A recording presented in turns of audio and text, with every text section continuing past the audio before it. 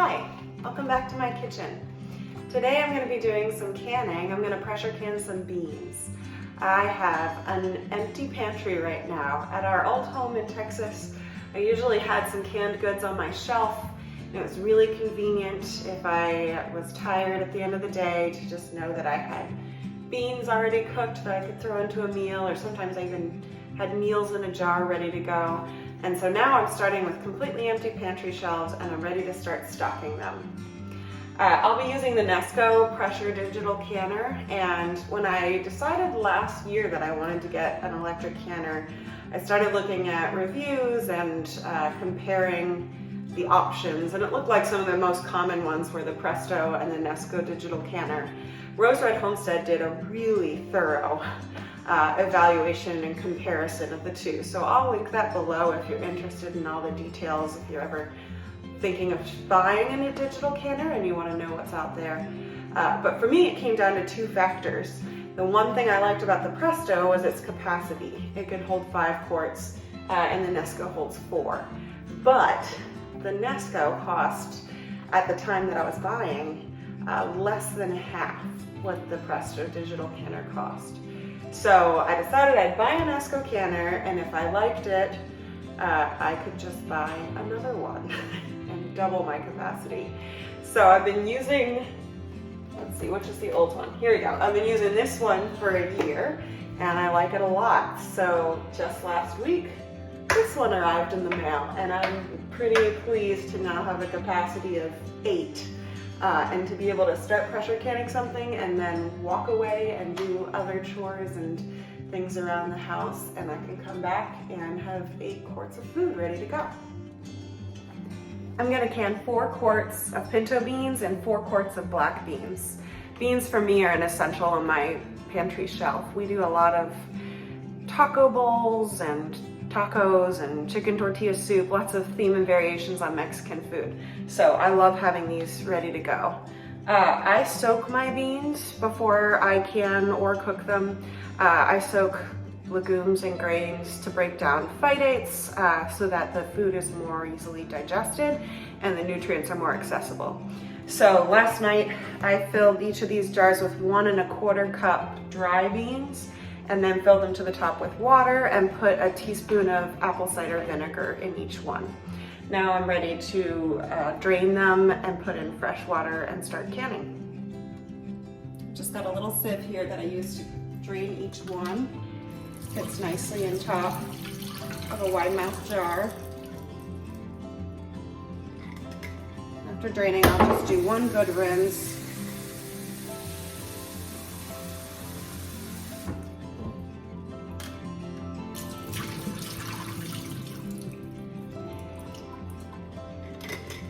Maybe 1 more.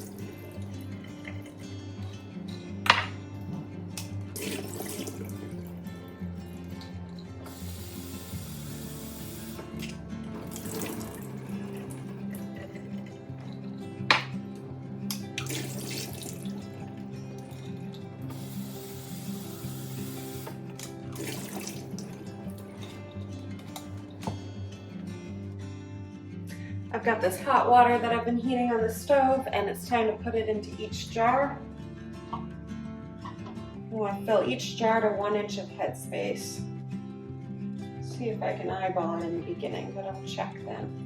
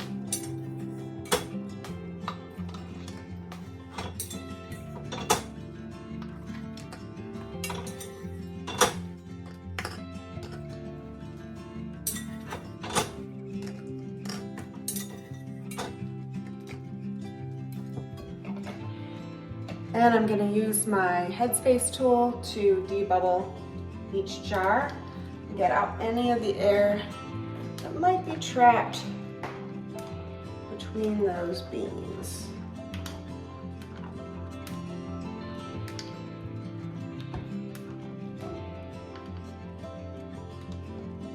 Here, I'll give you a better view.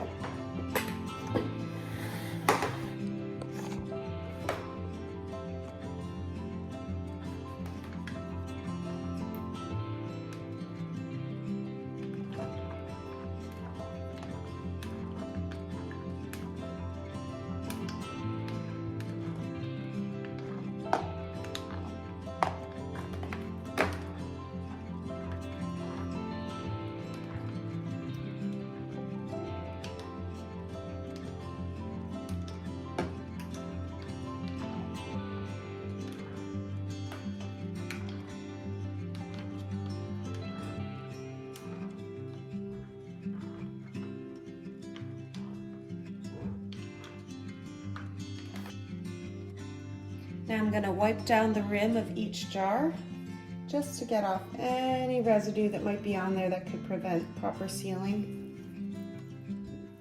And after I wipe down each jar, I'll put on its its lid, and then I'm just going to tighten these bands to fingertip tight. So I'll go to that first bit of resistance and then quarter turn further.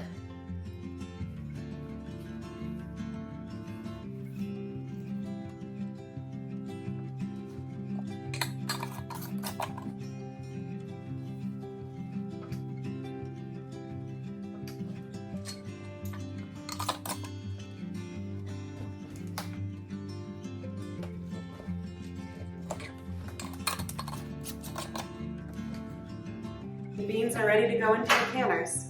A few preparations before I put them in there. First, you'll notice that there's a black pressure valve on the top of each canner. The Nesco comes with 2 options, just like you would have if you were pressure canning on a stovetop. So there's a green pressure valve. The green pressure valve applies a pressure of 15 pounds per square inch, which is what you'll use if you're canning at an elevation above 1,000 feet above sea level, or higher than 1,000 feet above sea level, sorry. And then the black is going to apply 10 pounds per square inch, which is what you'll use if you're canning at an elevation of 1,000 feet above sea level or lower. So in central Pennsylvania, I'm gonna need these black valves. And inside each canner, I've placed my canning rack. So this will go into each canner, and then I'm gonna fill each one with 2 quarts of hot water. I'm pouring 2 quarts of hot water into each canner.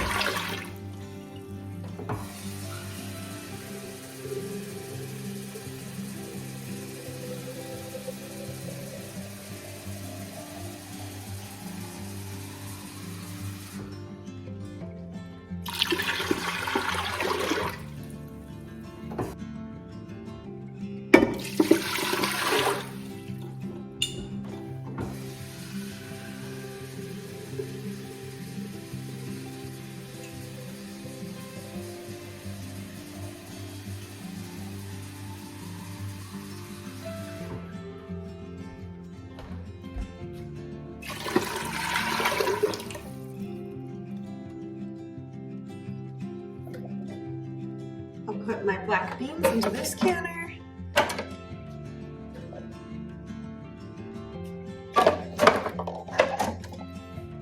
And my pinto beans into the next.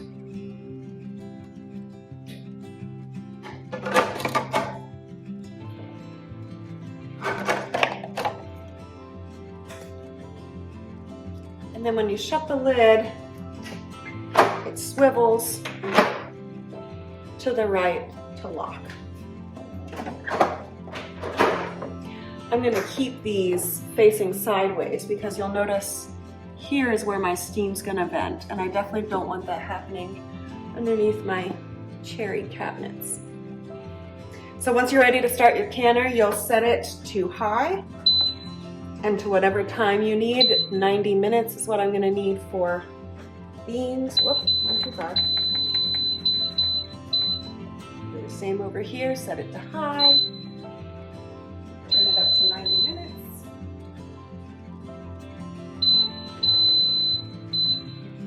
And then press start.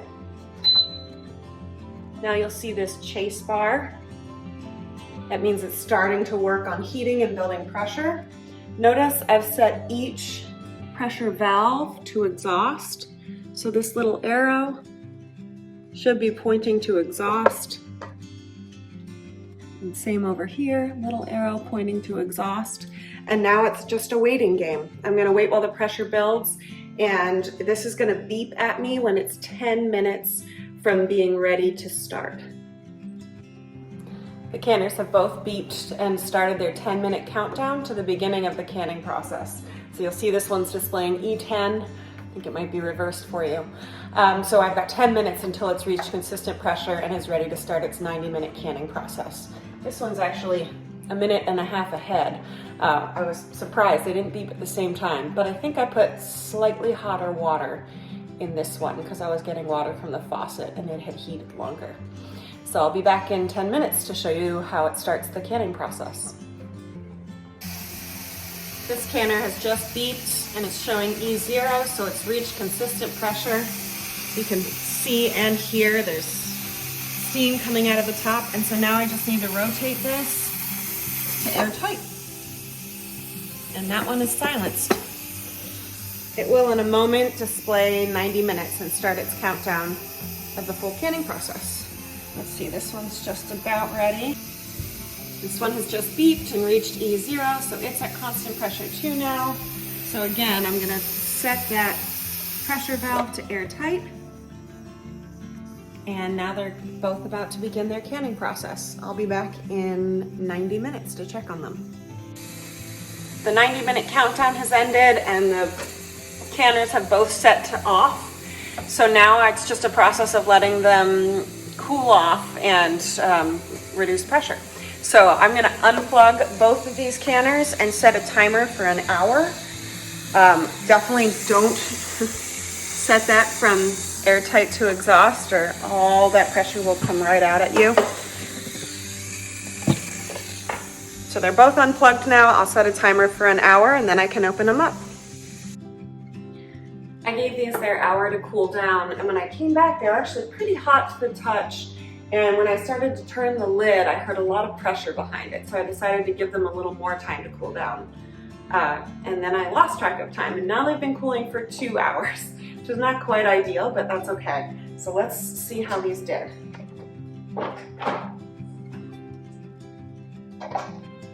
It's still warm. They're still bubbling.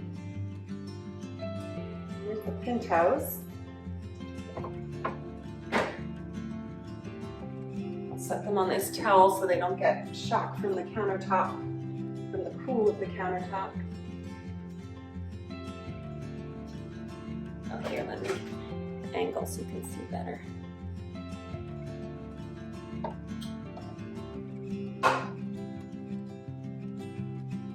They look good. I don't see many signs of siphoning, so I'm happy about that. I've had trouble with that in the past. Let me get the black beans.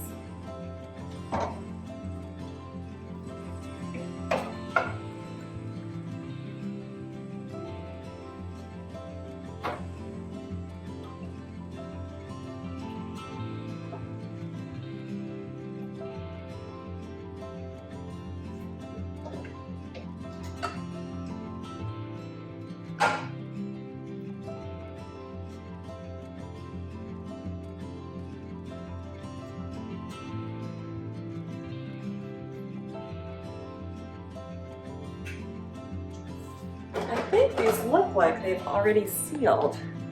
They could still seal as they cool, but as I'm pressing these lids, there is no, yeah, that one hasn't sealed yet. Hopefully it will as it cools. All right, so I've got 7 seals and hopefully 8 quarts ready to stock my pantry shelves. Thanks for spending some time canning with me.